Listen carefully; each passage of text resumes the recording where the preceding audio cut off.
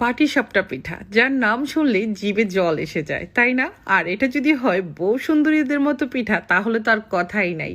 এটা দেখতে যেমন সুন্দর, খেতেও কিন্তু মজা। আজকের খিরসাটা হবে সরাসরি দুধ থেকে। কিভাবে সরাসরি দুধ থেকে খিরসা তৈরি করা যায়, চলুন সেটাই দেখিয়ে দিই। আজকের পিঠাগুলো কিন্তু দেখতে যেমন সুন্দর, এটা খেতেও অসম্ভব মজা। এইভাবে তৈরি করে পরিবারের মুখে তুলে দিন, দেখুন সবাই কিন্তু চমকে যাবে। এত সুন্দর পিঠা আর খেতে এত মজার, মানে খেয়ে তো অবাক হয়ে যাবে। তো যাই হোক, অনেক কথা বাড়িয়ে ফেলেছি, কথা এখন কমাই, চলুন একটা পিঠা কেটে দেখাই।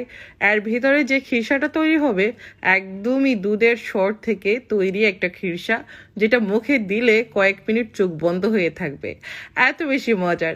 গায়ে হলুদ অথবা যে কোনো অনুষ্ঠানে সুন্দর এই পিঠাটি বানিয়ে কিন্তু আপনারা রাখতে পারেন ডেজার্ট হিসেবে। এটা দেখতে যতটা সুন্দর, খেতে তার চেয়েও ভীষণ মজার। তো এর খিরসাটা আমি কিভাবে তৈরি করেছি দেখুন। এখানে আমি দুধের সর জমিয়েছিলাম, আর খিরসা মানেই তো দুধ থেকে হতে হবে, তাই না? এখানে প্রায় অনেকটাই দুধের সর, কমপক্ষে 250 গ্রামের বেশি তো হবেই।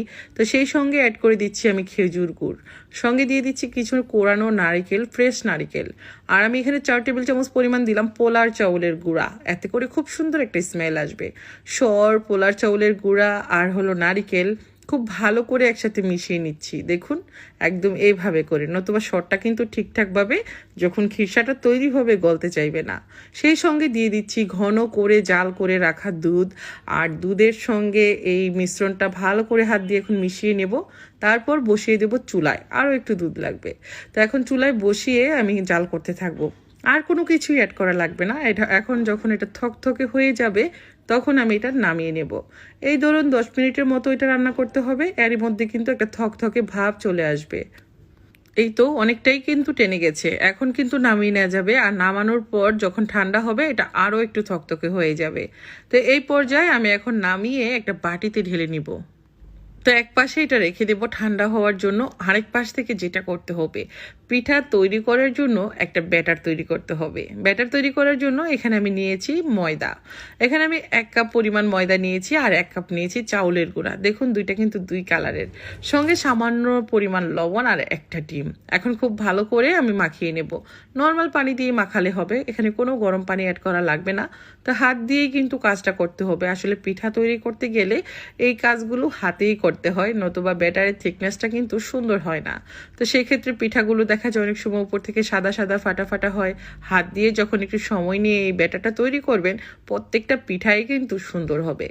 1 টেবিল চামচ ভরে ভরে ঘি দিয়ে দিলাম, আর এই ঘিটা কিন্তু আমার নিজের হাতের তৈরি। কার কার লাগবে বলুন তো? এরই মধ্যে অনেকের বাসায় কিন্তু আমার এই ঘি চলে গেছে, তাই না? আপনারা সবাই কিন্তু গুড রিভিউ দিয়েছেন, আলহামদুলিল্লাহ। আপনাদের রিভিউ পেয়ে আমার তো অনেক ভালো লাগে।